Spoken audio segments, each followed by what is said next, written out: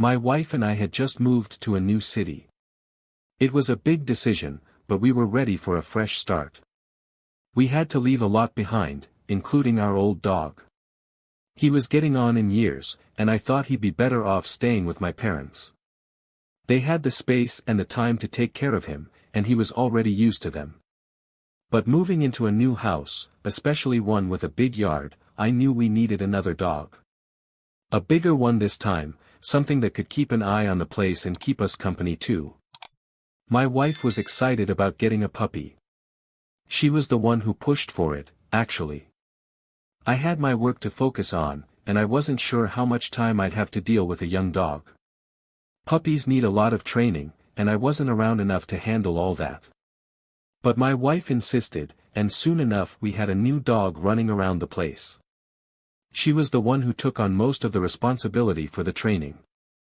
She even found a trainer to help her out, someone she said was offering services for a pretty reasonable price. I didn't think much of it at first. I had my hands full with my job, and I trusted my wife's judgment. But it did strike me as odd that the trainer's fees were so low. I mean, I've dealt with enough professionals to know that good ones usually charge for their expertise. When something's too cheap, there's usually a catch. I mentioned it to my wife, and she shrugged it off. She said the guy was just a bit different. According to her, he was passionate about dogs and wasn't in it for the money. I didn't like that answer much, but I didn't have time to dwell on it. She also mentioned that we should make an effort to get to know the guy, maybe even become friends. She said we needed to make connections, considering we didn't know anyone in this new city yet. I understood her point, but it seemed strange to befriend the trainer just because we were new. I wasn't against the idea, but something about it just felt off to me. Maybe it was because I prefer to keep things straightforward. Business is business. And I don't trust people who blur those lines. Still, I tried to be open-minded. One evening, she invited him over for dinner, saying it would be a good chance to get to know him. I was willing to give it a shot, but I wasn't exactly excited about it. The guy hadn't done anything to earn my trust yet, and I wasn't about to pretend we were friends just because he was training our dog. Besides, I had a feeling there was more to his story than what my wife was telling me. When I looked at the situation, something about it just didn't sit right. The idea that someone was offering their time and expertise for next to nothing, especially in a new city where everything was expensive, didn't add up. I knew that people could have their quirks, but I wasn't about to let someone like that get too close without keeping an eye on things. I mentioned to my wife that maybe we should be cautious, and she said I was overthinking it. She kept working with the trainer, and every time she came back from a session, she'd talk about how well the dog was doing. She seemed happy, and I could tell she enjoyed the sessions. I wanted to believe that everything was fine, but I wasn't convinced. Maybe it was my instinct kicking in, but I started paying closer attention. I asked her more questions about the trainer, but she always had the same answers. He was just a dog person who loved what he did. At this point, I wasn't ready to make a big deal out of it. The dog seemed to be learning well, my wife was happy, and we were settling into our new life. But I couldn't shake the feeling that something wasn't right. I decided to keep watching, to see if anything changed. Maybe I was wrong, maybe I was being too cautious. But I wasn't the kind of guy to ignore my gut feeling, especially when it came to my family.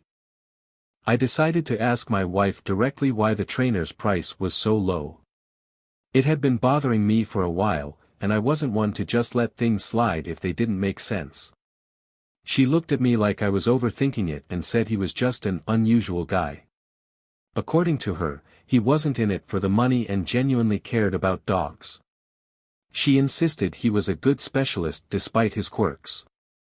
I didn't like her answer, but I let it go for the time being. Still, the whole thing kept nagging at me. One weekend, I finally had a day off, and my wife suggested that the trainer come over to our place for a session with the dog. She thought it would be a good chance for me to meet him. I wasn't exactly excited, but I figured I should at least see this guy in action. When he arrived, my first impression was that he was different. He had this energy about him that I couldn't quite put my finger on. He was overly friendly, almost to the point of being pushy, and he kept making comments that I found inappropriate. He started the session with our dog, and while he clearly knew his stuff, his behavior rubbed me the wrong way. He made a few crude jokes, the kind that might be okay among close friends but definitely weren't appropriate in this situation. I watched him closely, trying to get a read on what kind of person he was. It wasn't just the jokes, it was the way he seemed completely absorbed by the dog, almost like he was more interested in the dog than in the people around him. He kept talking about dogs in a way that seemed obsessive. I get that he's a dog trainer and needs to be passionate about his work, but there was something off about the way he spoke. It was like he had nothing else in his life but dogs. Every other sentence out of his mouth was about some dog he had trained or some behavior he had seen. It was weird, and it made me uncomfortable. I could see my wife trying to brush it off, smiling politely, but I wasn't buying it. What surprised me the most was his appearance. He looked better than I had expected. He was in good shape, well-dressed, and carried himself with a confidence that didn't match the low rates he was charging. I didn't like that either. It felt like there was more to the story, something my wife wasn't telling me. Why would a guy like this be offering his services for so little? It didn't add up. I couldn't help but feel suspicious. During the training session, he kept finding excuses to touch the dog, to show my wife how to do this or that. I didn't like the way he was interacting with her either, a little too familiar for my taste. He wasn't crossing any clear lines, but it was enough to put me on edge. I stayed quiet, watching everything, making mental notes. My wife seemed oblivious, or maybe she just didn't want to make a scene. Either way, I wasn't impressed. After he left, my wife asked me what I thought of him. I told her the truth, that he seemed strange and that I wasn't comfortable with the way he behaved. She brushed it off again, saying that he was just quirky and that I shouldn't worry. I could tell she liked the guy, or at least she liked how he was with the dog. But I wasn't convinced. There was something about him that didn't sit right with me, and I wasn't going to ignore it. I decided then and there that I needed to keep a closer eye on things. I wasn't going to let some stranger come into my home and make me feel uneasy without doing something about it. My wife might have thought I was overreacting, but I knew better. I trusted my instincts, and my instincts were telling me that this guy wasn't just some harmless dog person. There was more to it, and I was going to find out what. After that strange encounter, I decided to sit my wife down and tell her what I thought. I wasn't comfortable with the trainer, and I didn't think it was a good idea for him to keep coming around. I tried to keep it straightforward. I told her he was acting weird, making crude jokes, and just had this overall vibe that didn't sit right with me. I made it clear that I didn't want him around anymore. She looked at me like I was being unreasonable, but I wasn't going to back down on this one. She argued with me, of course. She said that the guy was charging a really low rate, and that it didn't make sense to switch to someone else who would be more expensive. She talked about how well he was training the dog, how much progress they were making, and how the dog seemed to respond to him. I listened to her, but none of it changed my mind. It wasn't about the money for me. It was about not trusting the guy. If something didn't feel right, I wasn't going to ignore it just to save a few bucks. The discussion turned into a bit of an argument. She thought I was overreacting, maybe being paranoid. I didn't think so. I knew what I saw, and I wasn't about to pretend everything was fine just to avoid a fight. I told her that it wasn't just about the training, it was about the kind of person we were letting into our home. If I didn't trust him, then I wasn't comfortable having him around. She rolled her eyes and sighed, but I could tell she knew I wasn't going to budge. Eventually, she gave up trying to change my mind. I think she realized I wasn't going to back down. She said it was up to me, but she wasn't happy about it. She reminded me again about the cost, how we were already spending a lot on other things with the new house and moving expenses. I told her I'd find another trainer, one who was just as good but more professional. I wanted someone who wouldn't make us feel uncomfortable in our own home. I spent some time looking for a new trainer. I made sure to do my research, checking reviews and talking to a few different people before making a decision. I wasn't going to rush into anything, and I certainly wasn't going to make the same mistake twice. Eventually, I found someone who seemed like a better fit. He was a bit more expensive, but he had good reviews and a professional attitude. I set up a meeting, and when I introduced him to my wife, I could see she wasn't thrilled, but she went along with it. The new trainer was different from the first guy in every way. He was straightforward, focused on the dog, and kept things professional. There were no crude jokes, no weird comments, and no obsession with dogs that made me uncomfortable. He came in, did his job, and left without making a big deal out of anything. It was exactly what I wanted, and I could see that even my wife was starting to appreciate the change. The dog was still learning, and we were still getting the training we needed, but without any of the baggage. Over time, things started to settle down. The new trainer was doing a good job, and the dog was making progress. My wife still seemed a little annoyed that we had to switch, but she wasn't arguing with me about it anymore. I think she realized that I was right, even if she didn't want to admit it. I wasn't going to rub it in her face, but I felt better knowing that we had made the right decision. The whole situation with the first trainer had been a red flag, and I was glad I acted on it. In the end, it wasn't just about the dog. It was about keeping our home the way I wanted it, a place where we felt comfortable and safe. I wasn't going to let anyone come in and disrupt that, no matter how good they were at training dogs or how cheap their services were. My instincts told me to get rid of the guy, and I listened. I wasn't going to second-guess myself when it came to protecting what mattered most to me. After we started working with the new trainer, I noticed that my wife started taking the dog out more often. She would tell me she was going to the park to do some training with the dog. At first, I didn't think much of it. I figured she was just trying to make sure the dog got enough exercise. But as the days went by, I started to wonder why she was going so often. It seemed like every other day she was heading out with the dog, and it wasn't just a quick walk around the neighborhood like before. It wasn't that I didn't trust her, but the whole thing seemed strange. The new trainer was doing a good job, and we were paying him for sessions. I didn't see why she needed to keep going to the park on her own, especially since she hadn't done that before. I asked her about it one evening. I tried to keep it casual, just asking why she was spending so much time at the park. She gave me a vague answer, something about wanting to reinforce the training and give the dog more time to practice. It wasn't exactly a lie, but it didn't feel like the full story either. She kept doing it, and every time I asked, her answers were just as vague. She'd say things like, "The dog needs the exercise," or, "It's just good for both of us to get out of the house." I didn't want to push too hard, but I couldn't help feeling like something was off.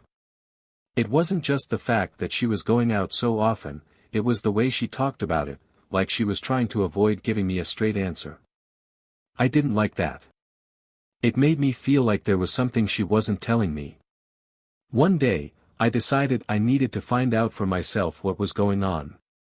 I wasn't going to sit around wondering while she kept brushing me off. So, I took a day off from work, and when she said she was heading to the park with the dog, I waited a few minutes and then followed her. I kept my distance, not wanting her to see me. I just wanted to know what she was up to.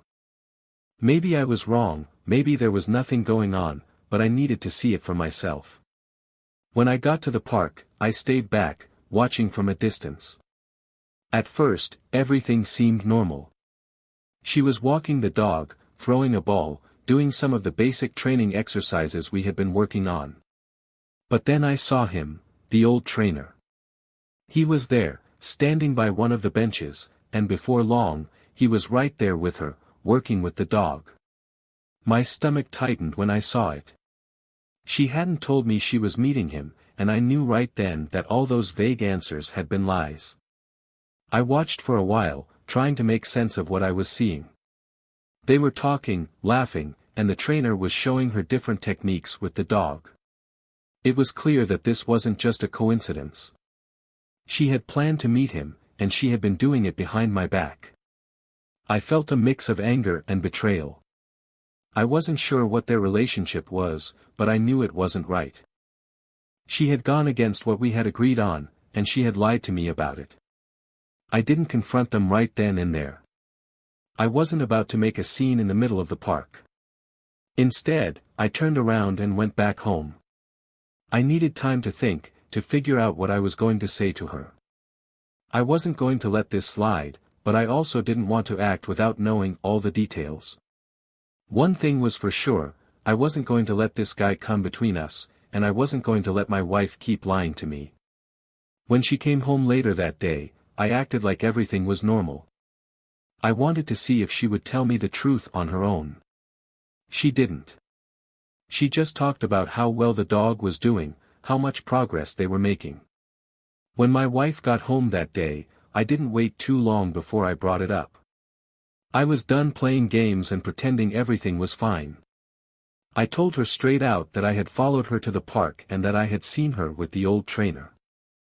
She looked stunned for a moment, then her expression turned to anger. She couldn't believe I had followed her. She said it was a violation of her privacy, that I was being paranoid and controlling. But I wasn't about to let her turn this around on me. I kept my voice steady and told her I had every right to know what was going on. She had lied to me, plain and simple. She had told me she was just taking the dog to the park, and she had conveniently left out the fact that she was meeting with the trainer I had specifically told her I didn't want around. I wasn't interested in her excuses. She could call it whatever she wanted, but the fact was that she had gone behind my back, and I wasn't okay with that. She tried to defend herself, saying that the dog responded better to the old trainer, that he understood the dog in a way that the new trainer didn't. She said it was about what was best for the dog, not about deceiving me. I listened to her, but I didn't buy it.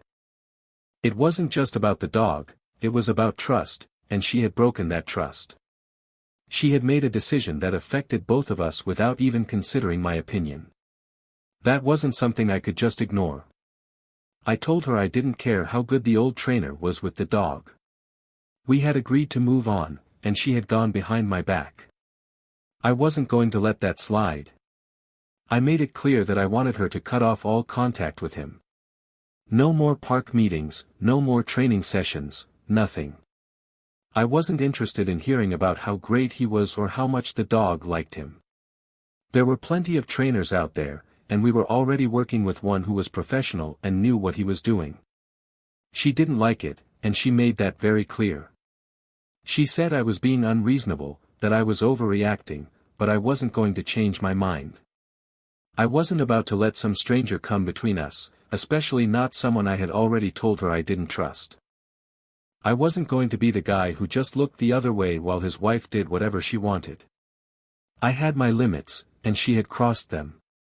The argument went on for a while. She kept trying to justify her actions, saying that I was making a big deal out of nothing, that it was just about the dog. But I knew better. It wasn't just about the dog, and it wasn't nothing. It was about respect, about trust, and about keeping our marriage strong.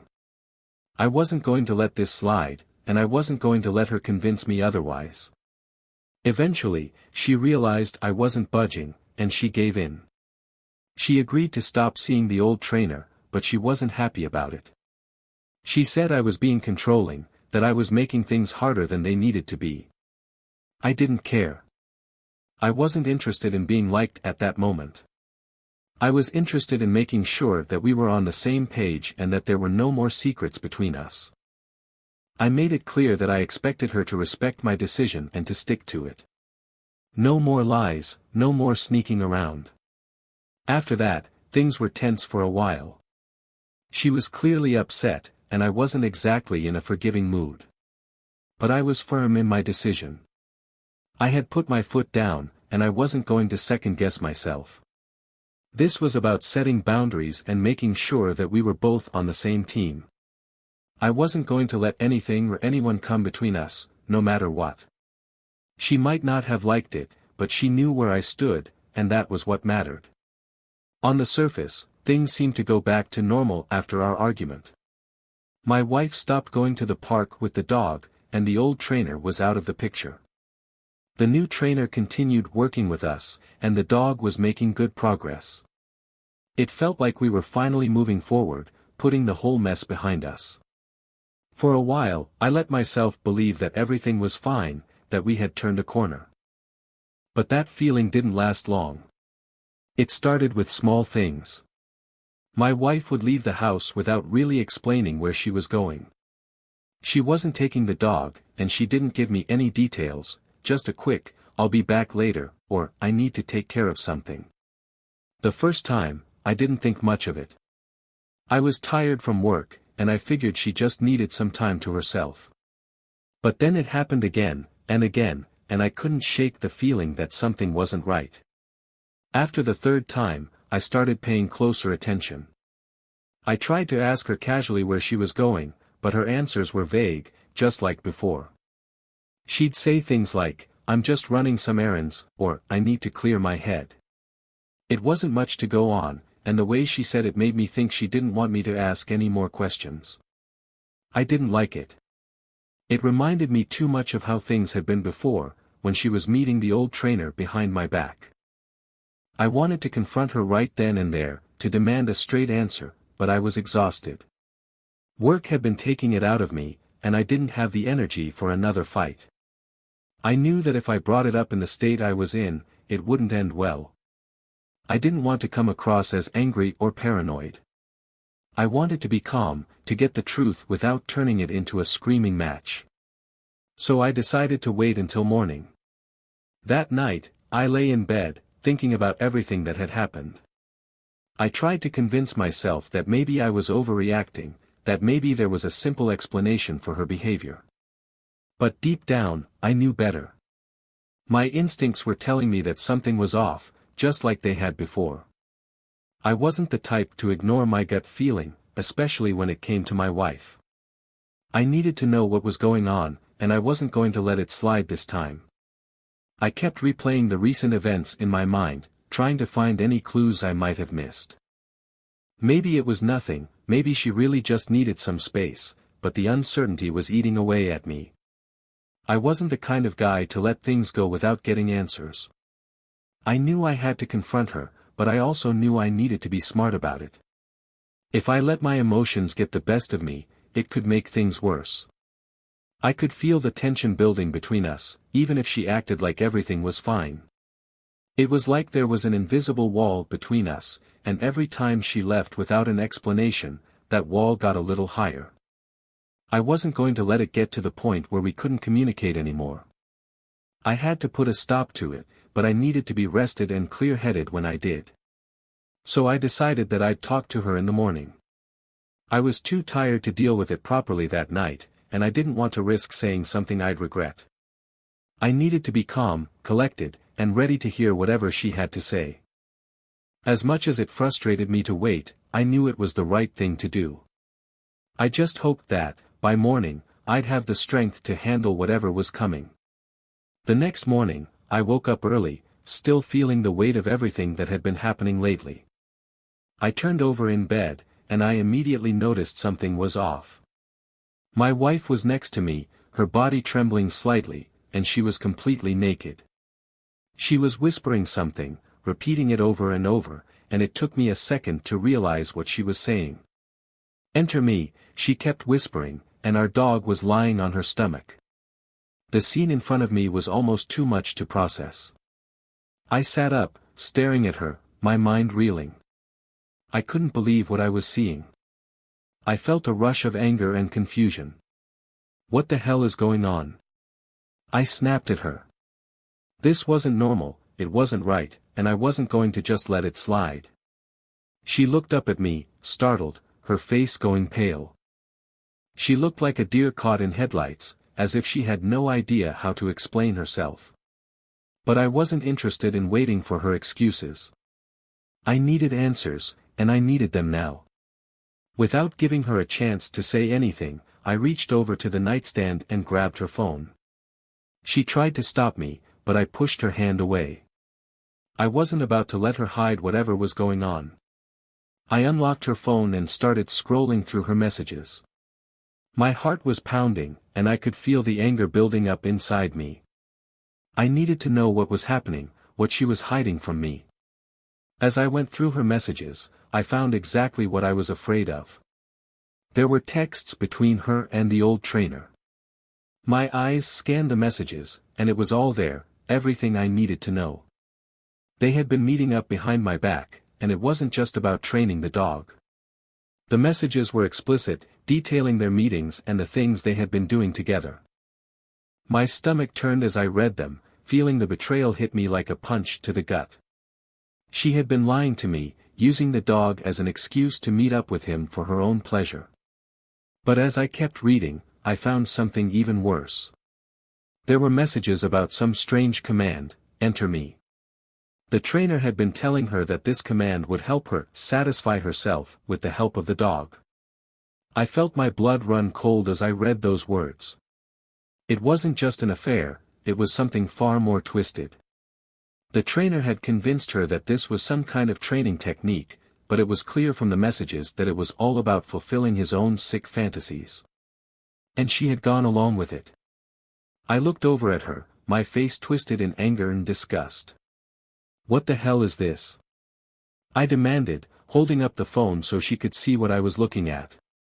She didn't say anything, just stared at me, her eyes wide with fear. There was nothing she could say that would make this right. She had betrayed me in the worst possible way, and now I knew just how far it had gone. It wasn't just about cheating, it was about something far more disturbing. I couldn't hold back my anger.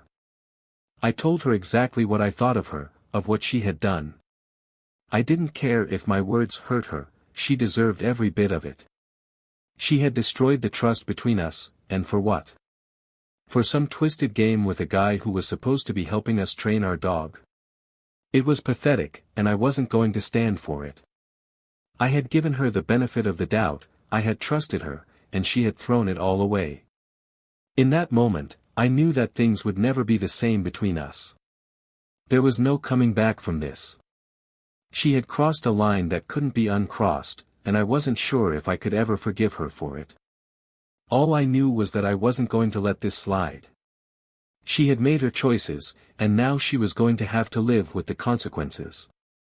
The shock of what I had just read turned into a cold, hard rage. I couldn't keep it inside anymore. I let out a shout, my voice echoing through the bedroom. I had tried to be calm, I had tried to give her the benefit of the doubt, but this was too much. She had gone too far, and there was no pretending that things were fine anymore. I couldn't believe she had been doing this, sneaking around behind my back, and even involving our dog in whatever twisted thing she and that trainer had going on. It was beyond betrayal. I glared at her, my voice shaking with anger as I spoke. You want to keep this relationship going?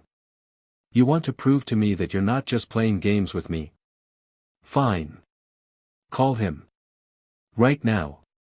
She looked at me, her eyes wide, like she couldn't believe what I was saying. I wasn't joking, and I made that very clear. I wanted her to call him, invite him over, just like she had been doing all this time. I wanted her to do it right in front of me. I wanted to see it for myself. She stammered, trying to come up with something to say, but I wasn't interested in her excuses. I told her to pick up the phone and call him, to tell him to come over under the pretense of another one of their sick rendezvous. I wanted her to tell him that I wasn't home, that it was just going to be the two of them. If she was so willing to go behind my back before, then she could do it now, with me watching. I needed to see what kind of person she really was, to see if she had any shame left. She hesitated, her hands trembling as she picked up the phone. I could see the fear in her eyes, the realization that I wasn't playing around. She knew that she had no way out of this, that she had to make a choice. Either she called him, or she faced the fact that our relationship was over. There was no middle ground, no compromise. I had reached my breaking point, and I wasn't going to let her off easy. Not after everything she had done. I watched as she dialed his number, her fingers shaking. She put the phone to her ear, and I could hear the ringing.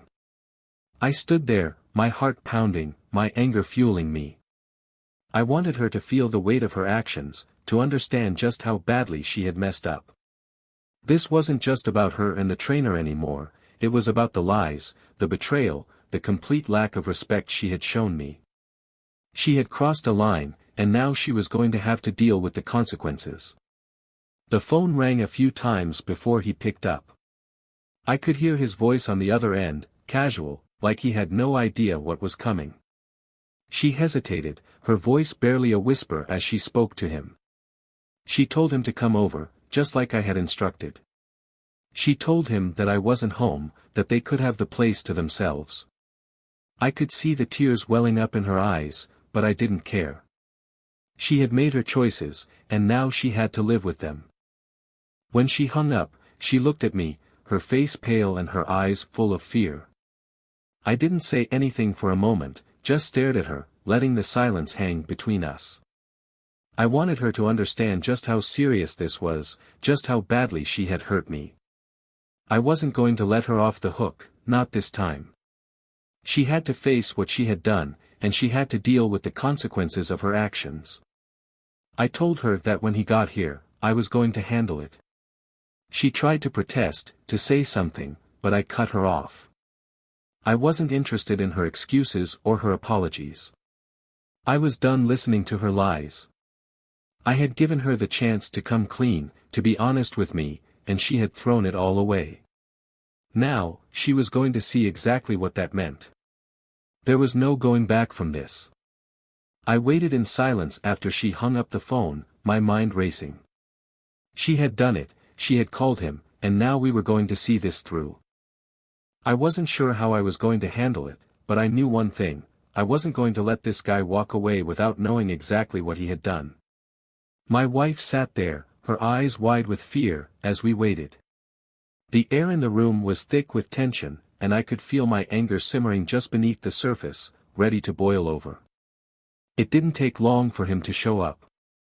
I heard his car pull into the driveway, the sound of the engine cutting off. My wife looked at me, her face pale, but I just gave her a cold stare. She knew what was about to happen, and there was no stopping it now. I wasn't going to let her try to smooth things over or make excuses. I was done with all of that. I wanted answers, and I wanted him to understand exactly what kind of mess he had gotten himself into. The doorbell rang, and I motioned for my wife to stay where she was. I got up, my heart pounding, and went to the door. I could see him standing there through the glass, looking relaxed, like he had no idea what was waiting for him. I opened the door, and the moment he saw me, his expression changed. He looked surprised, confused even, like he hadn't expected to see me there. He opened his mouth to say something, but I wasn't interested in talking. Without giving him a chance to react, I swung my fist, landing a solid punch right to his face. He stumbled back, his eyes wide in shock as he grabbed at his jaw. "What the hell?" he managed to get out, but I wasn't done yet. I stepped towards him, my voice raised, shouting at him. "What the hell were you doing with my wife?" My voice echoed through the entryway, and I could see the fear in his eyes. He wasn't expecting this, and I wanted him to know just how badly he had screwed up.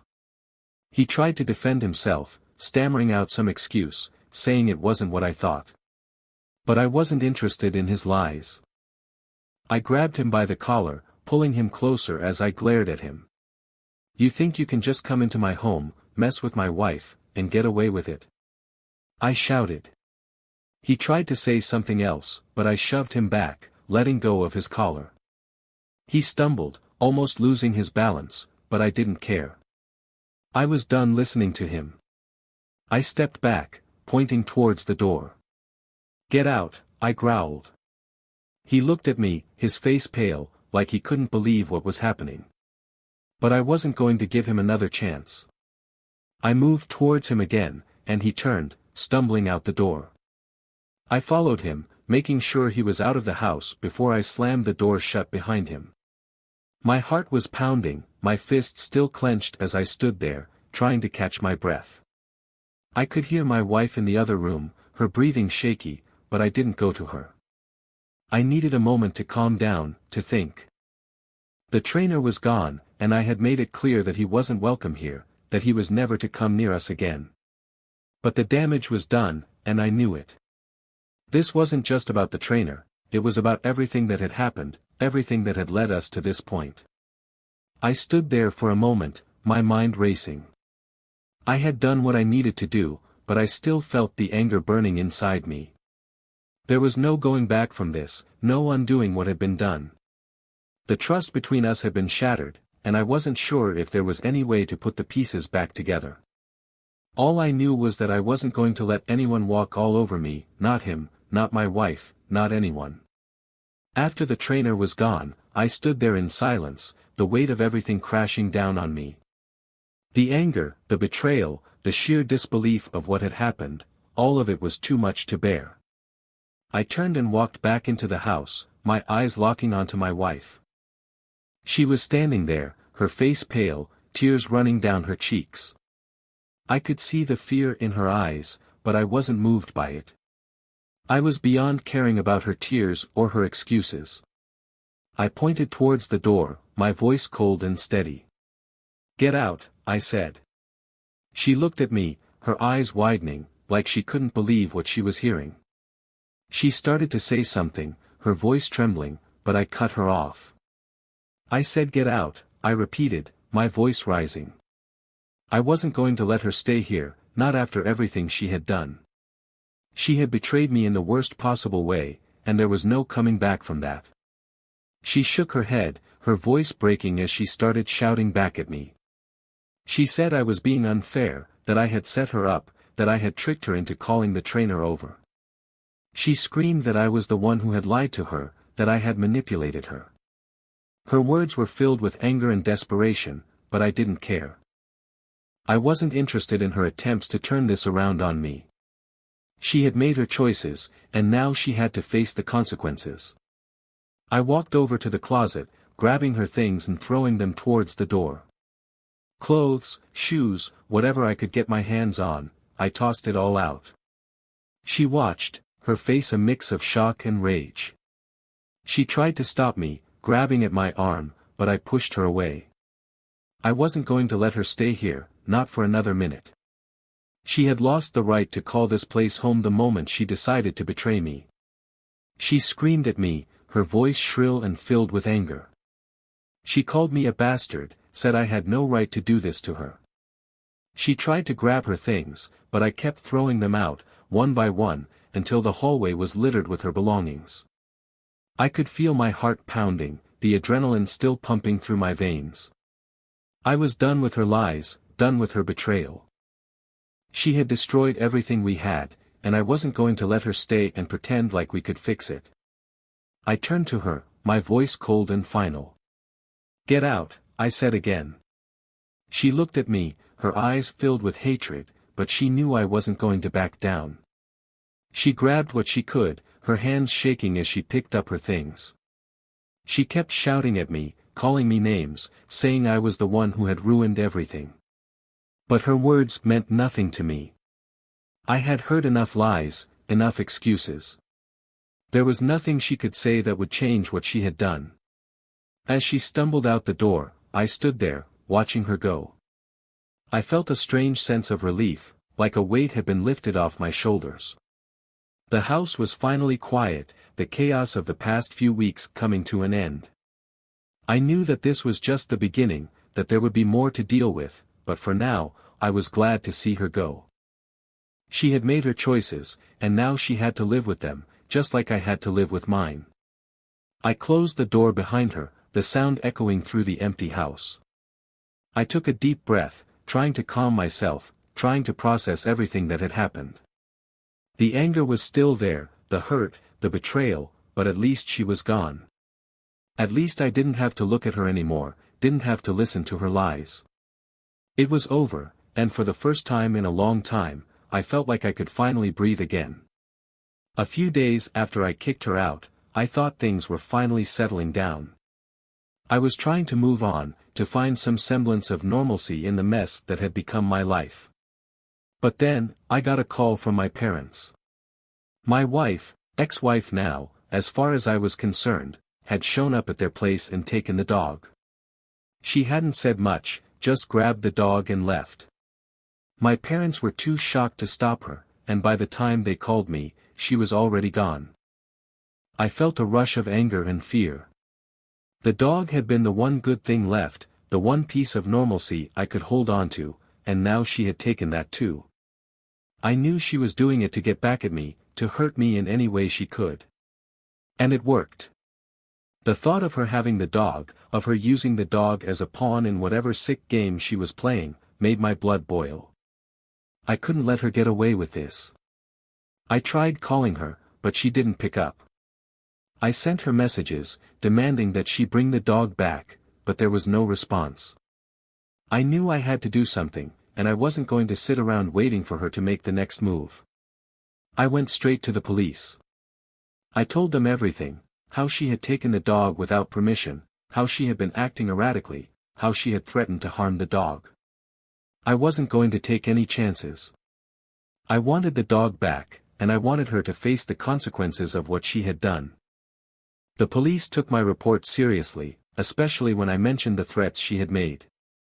They assured me that they would handle it, that they would do whatever they could to get the dog back safely. I felt a mix of relief and worry.